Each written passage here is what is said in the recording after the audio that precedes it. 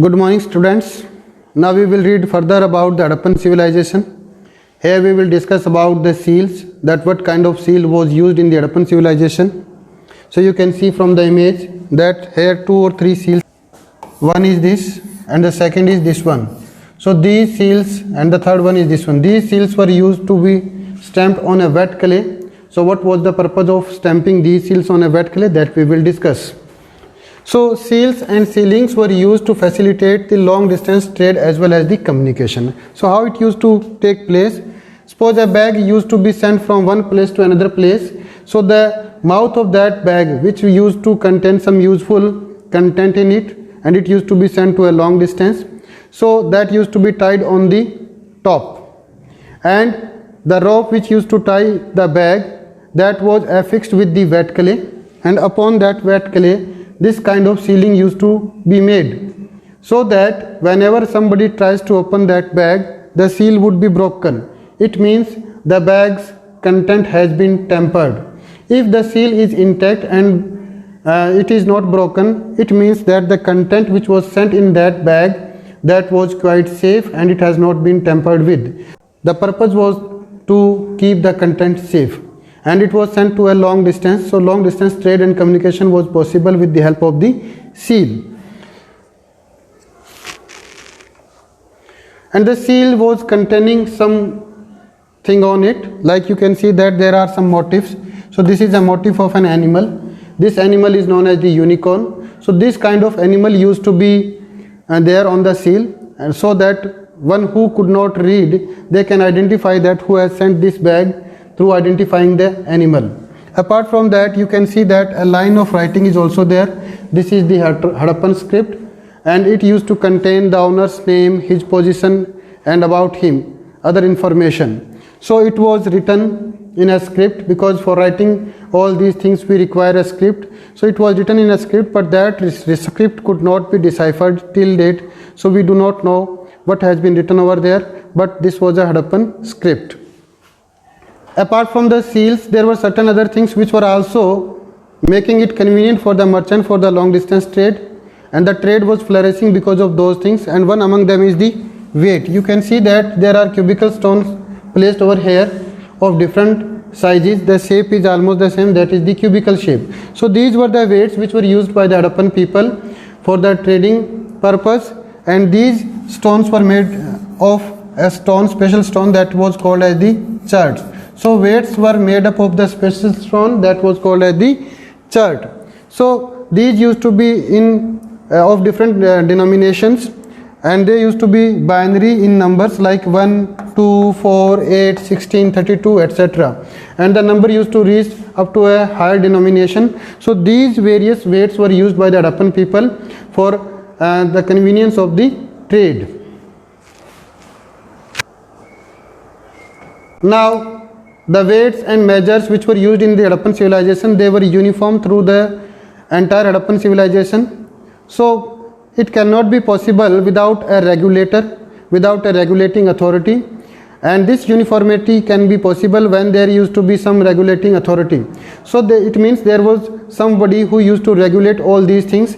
So who was that person? That may be the ruling elite of that Hadapan civilization, that may be the king of the Hadapan civilization. So here we will discuss about the ruler of Hadapan civilization, who was responsible for such a uniformity. So there is no direct evidence of the rulers of the Hadapan civilization, but we have received and we have recovered a statue, and this is the statue. This is a statue of a person, and it is believed that this is the priest king. It means he used to serve the purpose of a king as well as of the priest. You can see that he is also wearing cloth. So this is an indirect evidence of the cloth from which from this statue we get. You can see that he is also wearing the jewelry. So it is believed that he used to be the priest king of the Hadapan civilization. Different arguments put forwarded by the archaeologist over the central authority of the Hadappa.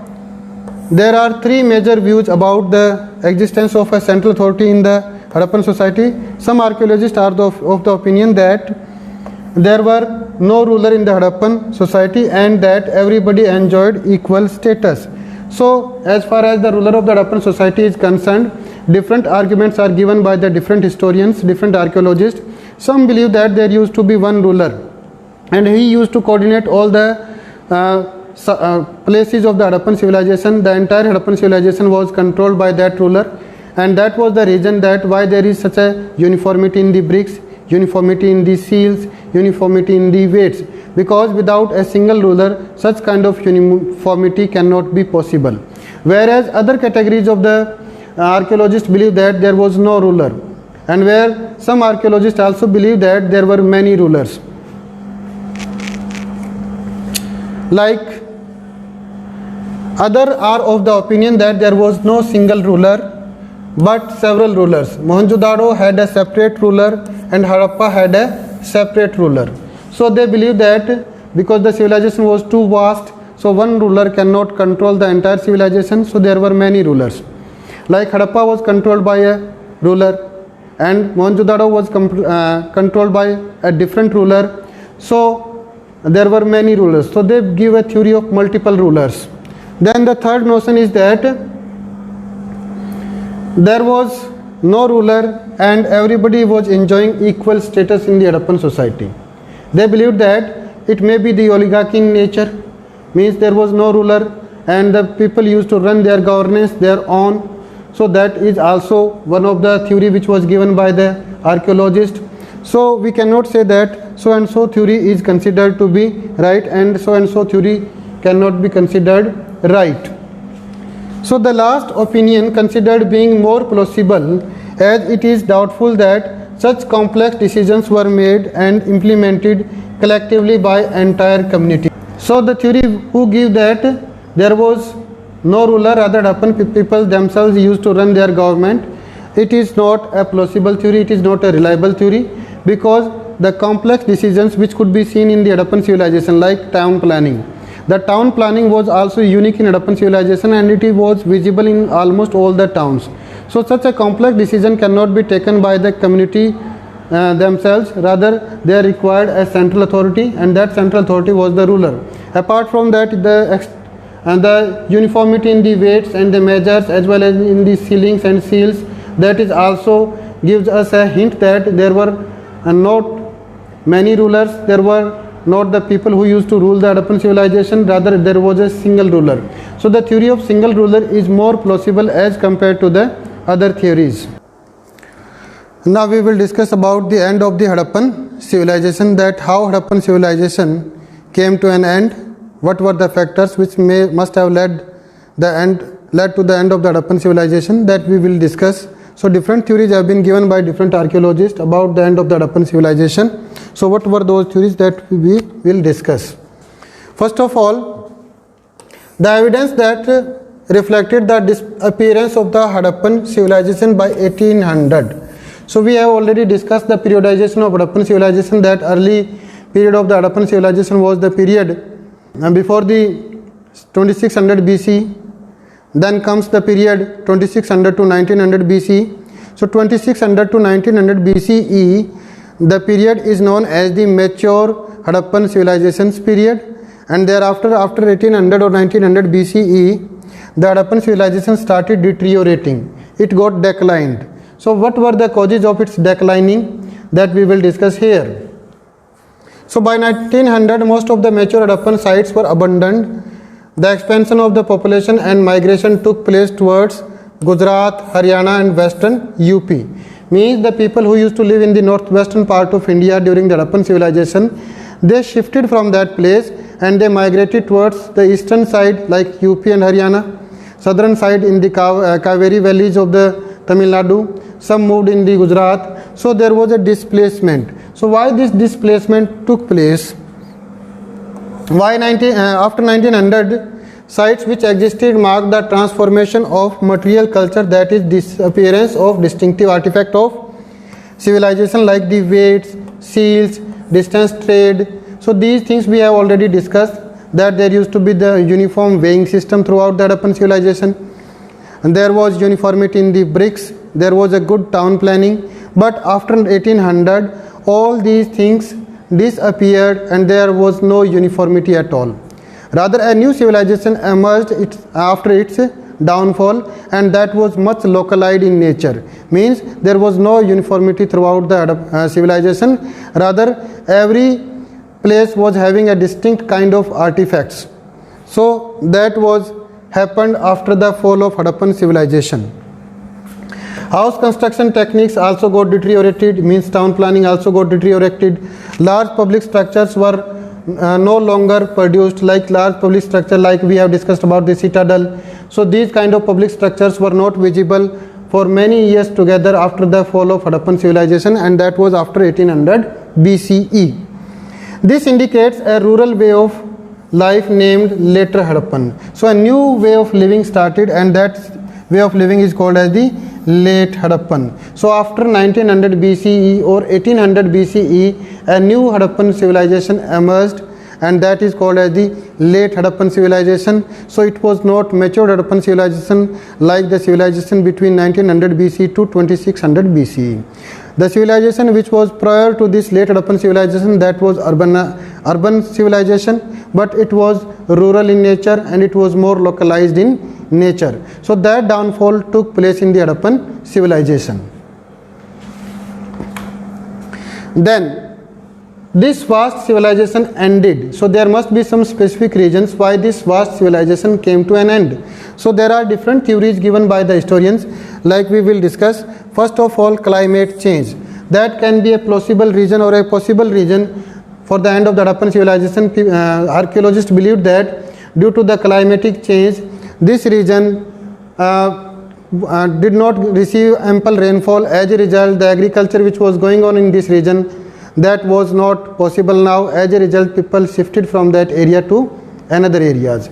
Secondly, the river must have dried up because of the climate change. So that can be another reason of the climate change, is the reason why the people migrated from the Harappan civilization to the other areas. So that is one reason. Second reason is given as the deforestation. So deforestation also one of the reason why the people from the Hadapan civilization shifted to other areas, because many people must be dependent on the forested areas. So that can be also be another plausible cause. Excessive flood. Hadapan civilization was situated on the bank of river valleys, so there may be the excessive flood, and because of this excessive flood, the shifting was done by the people. That can be another reason. Then overuse of the landscape. So overuse of the landscape for agriculture must have resulted in the infertility of the land.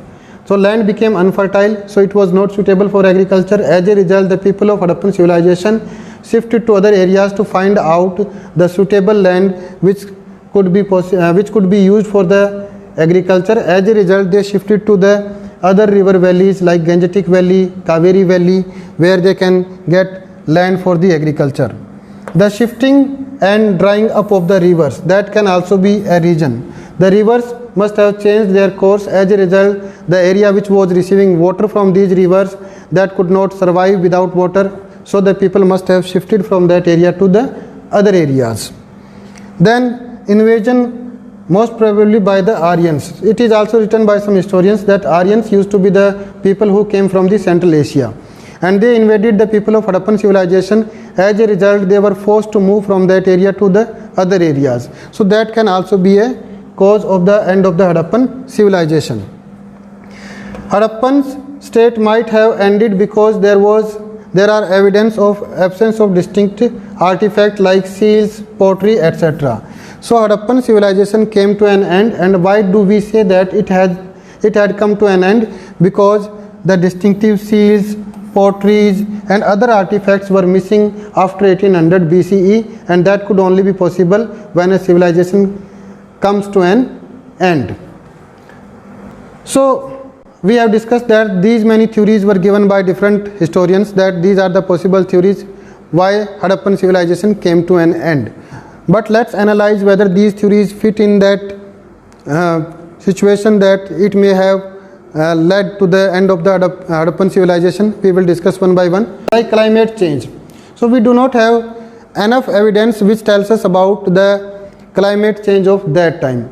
Deforestation may lead to lead people to shift to new areas who were dependent on hunting, but in Hadapan civilization people were mainly dependent on agriculture.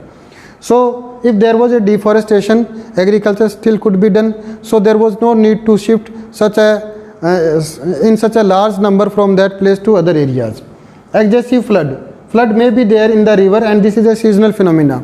So generally whenever a flood comes in a river, so that may be in a particular area, not in the entire civilization. So there was no need to shift the entire civilization because of the flood in the river. So this theory is also not a plausible theory. There may be it may be one of the reason, but 100% reason is not the excessive flood for the displacement of a civilization. Then overuse of landscape, that can also be a reason that agriculture was not possible. Henceforth, as a result, people shifted from the Harappan civilizations areas and they shifted to the new areas. But the land could be left fallow for some days and it can regain its fertility. So there was no need to shift from that area permanently. They can shift for some times, they can come back. But this is not the cause of the deterioration of their architecture, deterioration of their unique pottery and unique weight. So this is not a theory which is 100% responsible for the end of the Harappan civilization. Shifting and drying up of rivers, that may be a cause, because there used to be some rivers at that time, like Saraswati was the river, Hakra was the river, but these rivers are nowhere. So that can also be a reason that the rivers must have shifted their course, and we can say that the flow of water which used to go towards the western side, due to the movement of tectonic plates in the Himalayan region, the water flow of that river must have changed its course and it went towards the Yamuna and Ganga river. As a result, the water which was going in those rivers which used to flow in the Hadapan civilization, they got dried up. So people could not get water for irrigation as well as for drinking. That's why they must have shifted to the areas which were getting perennial water from the perennial rivers like Ganga and Yamuna. Invasion of the Aryans. If Aryans would have invaded the Harappan people, so there should be some proof of invasion, but we did not get ample proof of invasion which tells us about such a massive invasion by the Aryans which can lead to the destruction of a civilization. Though we have got some proof of people dying over there, a large scale killing over there, and that was the dead man's lane which was discovered, but their skeletons were found only in few numbers, and they were also without armors. There was no weapon with them. So that tells us that it is not an invasion by the invaders. If the invaders would have invaded these people, so they must be wearing some shields, they must be having some weapons. So these evidences are not found in that area. So we cannot 100% say that the Aryans invasion was responsible for the displacement and destruction of this civilization. So there are many theories which are given by different archaeologists, but we cannot rely only on one theory.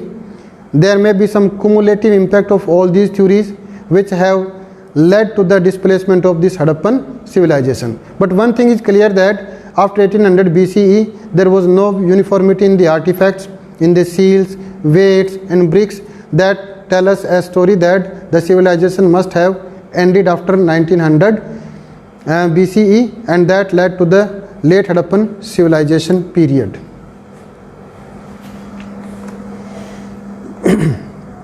Now we will discuss that how Hadapan civilization was discovered and who were the archaeologists who contributed to the discovery of Hadapan civilization. So first of all comes Alexander Cunningham.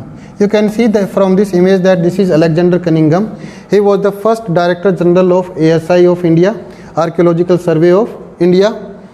Cunningham was the first Director General of ASI, that is Archaeological Survey of India. He was known as the father of Indian archaeology. So he was the first person who came across this civilization. He began archaeological excavation in the mid-19th century. His main interest was in the archaeology of early history from 6th century BC to 4th century CE and later periods. He used the accounts left by the Chinese pilgrims who had visited the subcontinent between 4th and 7th century CE. So he was mainly relying on the literary sources. So whatever literary sources available at that time, he relied upon that only. And the literary sources which were available, they were mainly the writings which were left by the Chinese travelers and some other travelers at that time, mainly Faiyan, who was a Buddhist traveler who came to India. Second was Huen Sang, who also visited India. So he was aware about their writing, and he believed that Indian civilization cannot be older than that, or cannot be older than 6th century BCE. So whenever a seal was handed over to him about the Harappan civilization, he mistakenly tried to fit that seal in the period which I told you about, that is the 600 BCE to 600 CE or 4th century CE. So he tried to fit that seal into that period. Because the seal was much older than that period, so it was not adequately fitting in that time period. So he got confused, and that is known as the Alexander Cunningham's confusion. He also collected, documented and translated inscriptions found during his surveys.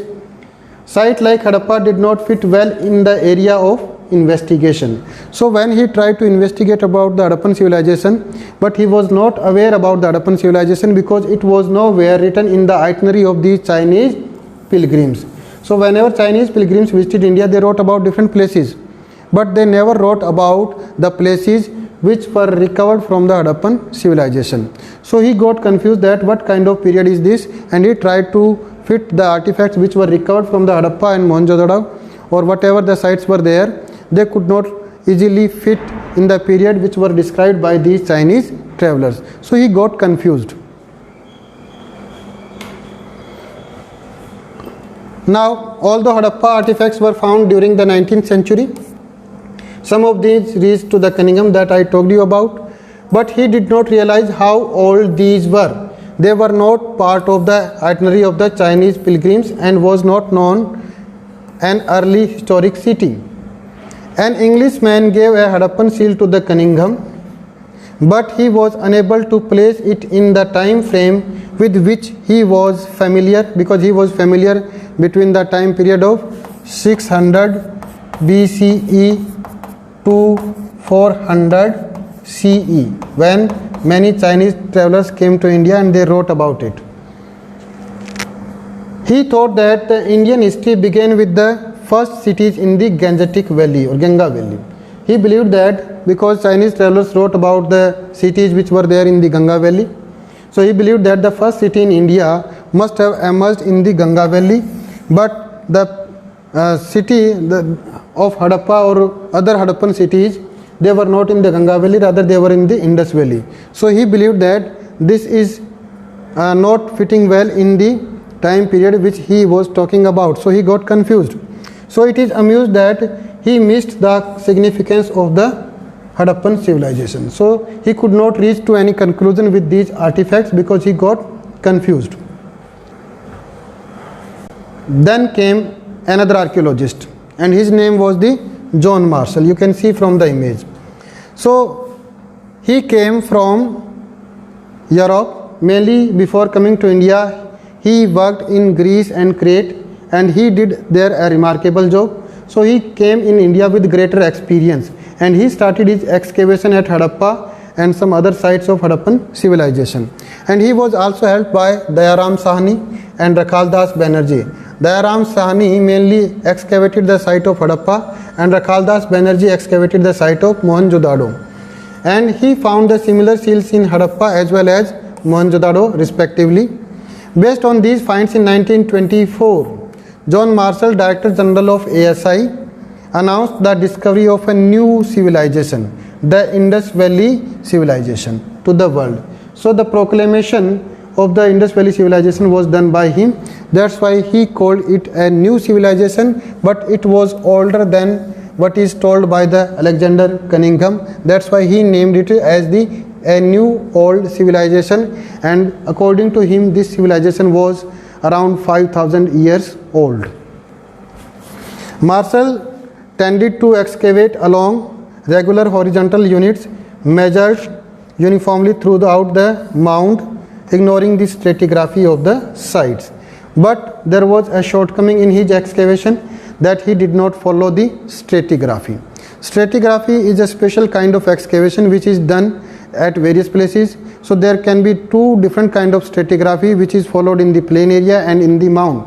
But the stratigraphy which he followed in the plain area, the same was followed by him on the mound. As a result, he was not able to know about the artifacts properly, because all the artifacts got mixed with each other, though they belong to different ages and different time periods.